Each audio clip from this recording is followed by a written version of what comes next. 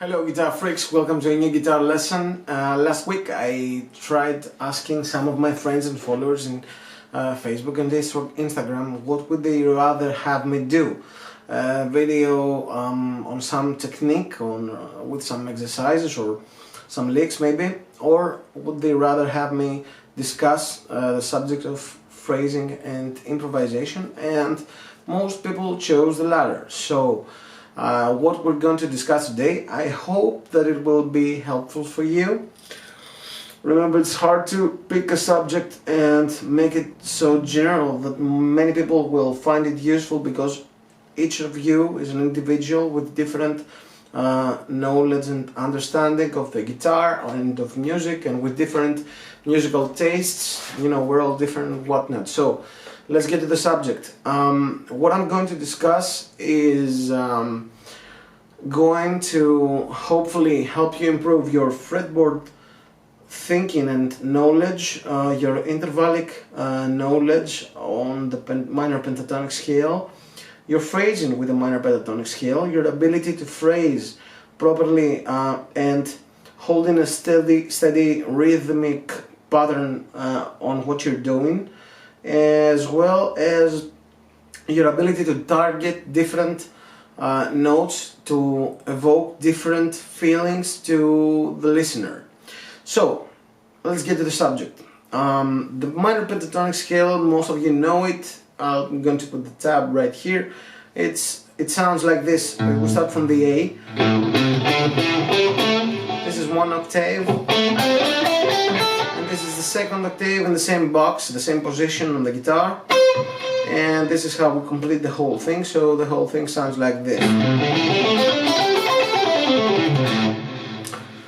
And okay, of course it sounds great over almost any A minor backing track you're going to try it. Actually, any minor backing track you're going to try it. But I have to mention a quote by George Orwell's book Animal Farm, where he said that all animals are equal, but some animals are more equal than others. If we translate this to the notes of the minor pentatonic scale, this means that all 5 notes of the pentatonic scale are equally important, actually are equal and important, but some of them are more equal than others. So some of them are more important than others, and this, of course, it's not written in stone, but it's a general rule that you're going to understand why I'm discussing about this. Anyway, the notes of the A minor pentatonic scale are the A, the root note, the C, this is where the A is also in the same positions, the C, which is the minor third, this is where you can find all your C's in this box, in this position, this is the minor third, the fourth, perfect fourth, which is the D, the perfect fifth, which is the E, and the minor 7, which is the G. And these 5 notes make the A minor pentatonic scale what it is. Now, when I first start teaching the minor pentatonic to my students and showing them how to phrase, after we've learned the positions and boxes and different octaves and being able to identify the root notes in any position, what we usually do is I show them the key points to start bending, because we're discussing blues rock phrasing here. So bending is an essential expression technique that we all need in order to sound more lyrical and closer to the genre.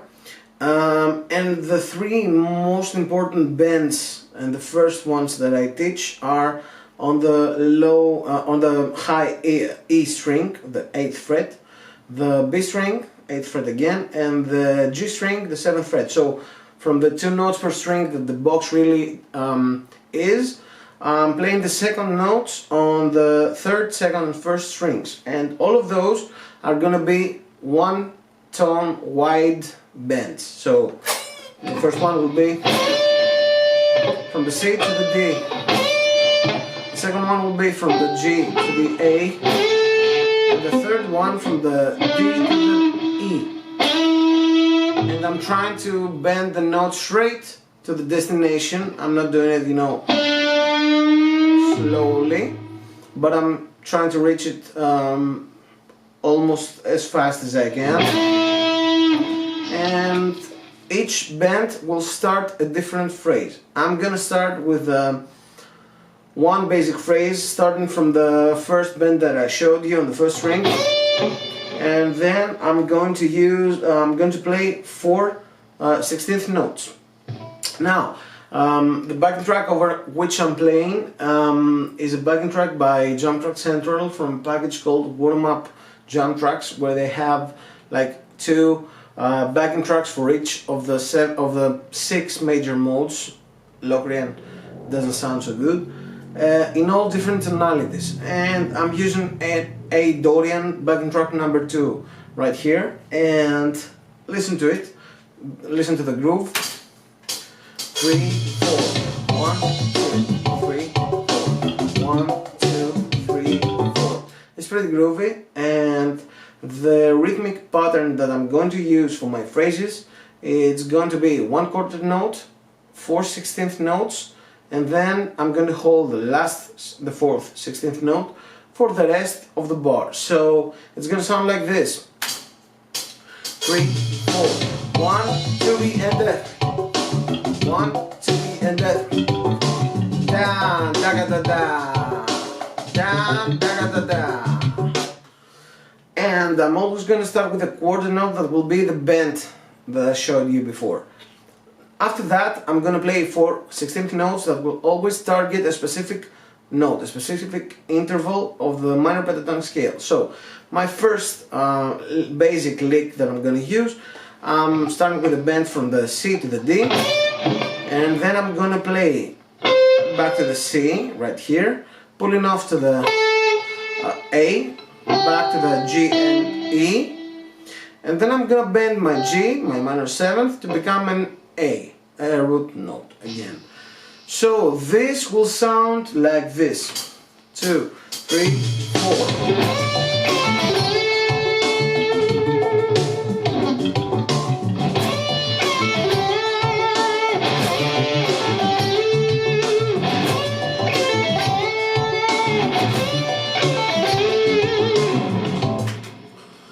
And right after that, the next step will be to adjust my note choices from the same idea in order to emphasize different notes on the 4th 16th note that I'm playing. So right after the root note is the most important note of the scale, the most stable note of the scale. This is where I'd usually end a phrase, I'd end actually a piece of music. The next one, which is also really powerful and neutral, is the 5th. The root and the 5th make up the power chord that we'll know and love, and the 5th is an almost equally stable note as the root.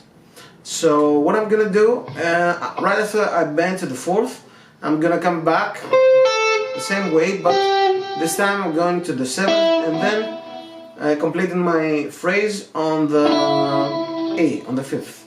So this will sound like this: 1, 2, 3, 4.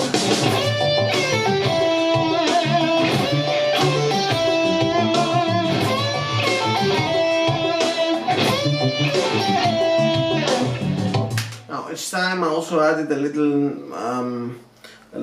variation how I played the E. The first time I think I did some tremolo vibrato, then some regular rock vibrato, then I played the slide in from the 1 fret below, and then a slide in from semitone above the 5th.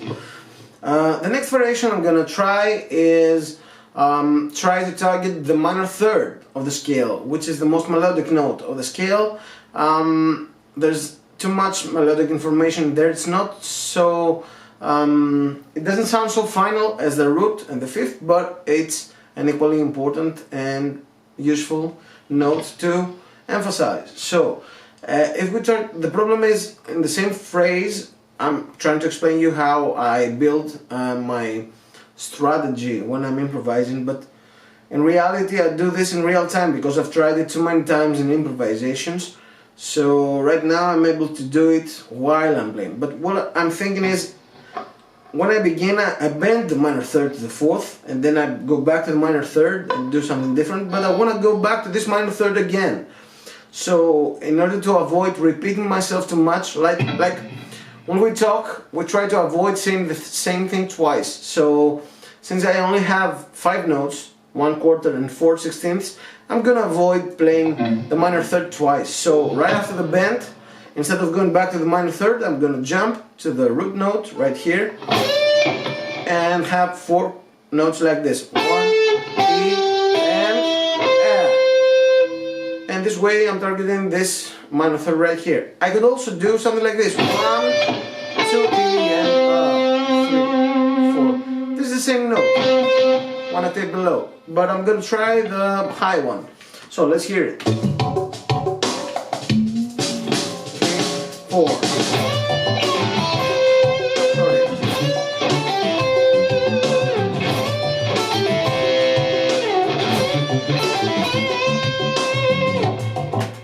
And that was the minor third. Next note choice would be the minor 7th, which is the G right here. And it's also a very melodic note. It's included in the minor 7th chord, the 4 voice chord, so it's also important, but it has a different color, too much color maybe, but it's still valid, and you should also be able to target this one right here. So for this one, I'm just gonna avoid bending the final note from the first phrase that we did, so it's gonna sound fine, like 1, 2, E, and 3, 4. Instead of bending the G, I'm staying right here. So let's hear how it sounds. 1, 2, 3, 4.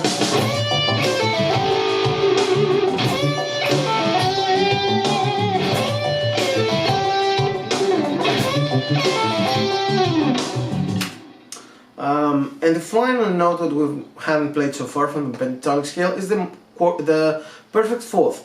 The perfect fourth is the less stable note of the scale. What I mean by that is, if you finish a phrase on the 4th and you have an A minor chord below that, so you have something like this, and you play a D over this, it's gonna sound not bad, but not the best as well. It sounds like it wants to resolve, either go up to an E or resolve down to a C, because those two notes, both the C and the E, belong to the minor triad. But still, you should be able to do this, although it sounds like putting a question mark in your phrase instead of declaring something. It feels like you're asking something, and then this needs to be answered. But still, you have to be able to do it, so I'm gonna target the 4th, and of course we're starting on the 4th from the first bend that we did, but I'm not gonna go to the same 4th right here, I'm gonna go to this 4th right here, so 1, 2, E, and let's hear how it sounds.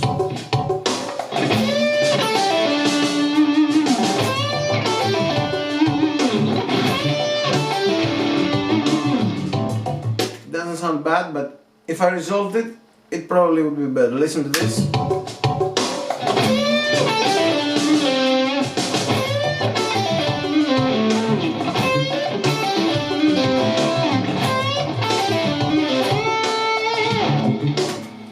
Do you agree? Anyway, let me know in the comment section. So, in the exact same way that I started building one phrase with the same rhythmic pattern and the same thought process, trying to target the different intervals of the minor pentatonic close to the string where I started, I'm going to show you 2 different phrases, one from the B string, starting from the bend of the B string, and one from the G string, and how you could apply those rules in order to make those sound, actually target the different intervals from your pentatonic scale. So the first lick from the B string would be something like this. I'm gonna start with the bend from the G up to the E, and then I'm gonna finish the phrase to the root note. Let's hear how this sounds. 1, 2, 4.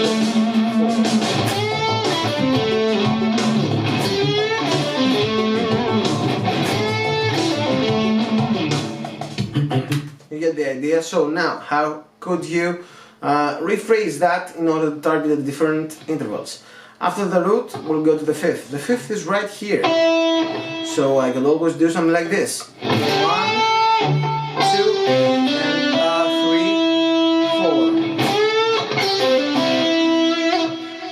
4. Then the minor third. The minor third is right here. So I can do something like the first phrase that I did. It's right here.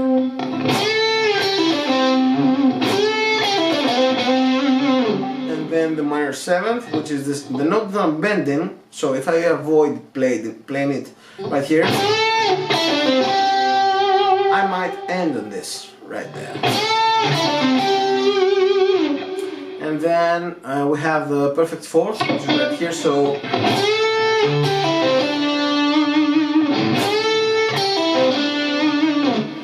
and then that those were 5 phrases actually from this bend right here. So with one phrase that we started, we built 5 different ones, and then we'll do the same for the G string.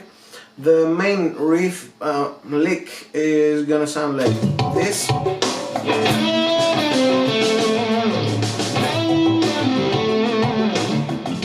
And if I try rearranging the notes in there after the root that I finished on the first phrase, I'm gonna have something like this.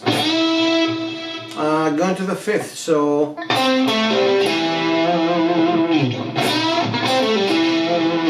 and if I go target my minor third, I'm gonna have something like this.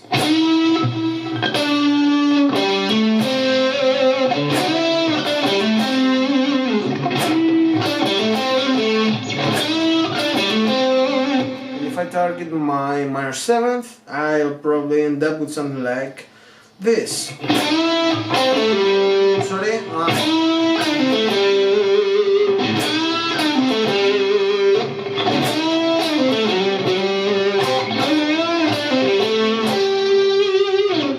And finally, the perfect fourth. So,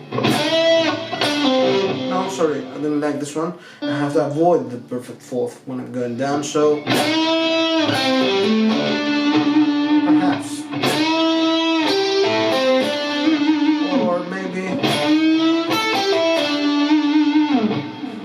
All of these are equally good. So that was the lesson for today. My recommendation is that you take each of these phrases and jam the same phrase over a backing track, an A minor or A Dorian or A Aeolian backing track that you fancy. The tempo for this one was 90 BPM. You can always start with something slower, like 50, 60, or anything really, whatever feels natural to you. For me, it's important to be able to think while you play, so the slower you start playing, the more information your brain is able to think in real time. So if you want to be able to control the tempo, the tone of your fingers and the notes that you're playing, the intervals that you're targeting and everything, start really slow and build up. Repeat the same phrase many times. Remember that improvisation is like when we speak in a language. You should be able to know how to, actually when you learn a new language, usually you learn the little, you know, the words, the verbs, anything, the adjectives and stuff like that, and then you learn some phrases that you usually repeat until you understand what they mean, how to say them, and being able to do that easily, with good pronunciation, with good understanding of what you're saying. And then after you've done many different little words and phrases and stuff like that. You try to write your own little compositions, little stories and exercises. So it's the same with the music language. You start learning something like one phrase, you repeat that as many times as you can, you start tweaking it with different different expression techniques, different notes that you're targeting, maybe different time, adjusting it to different backing tracks, tonalities. All those stuff really help. And what I'd suggest is, after you're really cool with these phrases and all the different variations with the different intervals and stuff, then move on to the next boxes of the minor pentatonic scale and follow the exact same steps. Create your own phrases. Remember to pay attention to how wide your bands are, because sometimes you're gonna have to play like more extreme, wider bands, like one tone and one semitone wide, and adjust them in order to emphasize the different intervals of the minor pentatonic scale, and improvise, jam, repeat. After you're familiar with all the positions of the minor pentatonic scale, you can always try different keys to perform them, and later on you can also try applying this to different changes. That means that if you had a backing track that with like two chords, an A minor and a D minor, and Aeolian backing track that is, you could also play the A minor pentatonic over the A minor chord and the D minor pentatonic over the D minor chord in the same position, if you know your boxes really well. But this is a different topic for another time. Just a quick reminder, I'm going to upload a Patreon page in a few days, weeks, I'm not sure when, where I'll be uploading guitar stuff, tutorials, material with tablatures and videos, instructional stuff all the time. I'm gonna do it at least once a week, perhaps more than that, I'm not sure. I'm not gonna stop the YouTube videos, but I'm gonna do the Patreon as well for the more dedicated guitar players that cannot afford to have regular guitar lessons each week with a teacher like myself, and still want to have access to really good quality material for different aspects of their playing, for fingertip knowledge and improvisation and techniques and different exercises, applications and stuff like that, and try to build a community of people that like the way that I teach and enjoy learning from me. And for a very small amount of money, you'll have access to really high quality stuff to practice and increase your knowledge on the instrument. So keep that in mind. Also remember to subscribe and like and give a thumbs up or comment on this video, because it helps the channel grow bigger. And let me know in the comment section what other stuff you'd like me to try and show you here. It was a pleasure. I hope I'll see you soon. Take care. Until the next time. Cheers.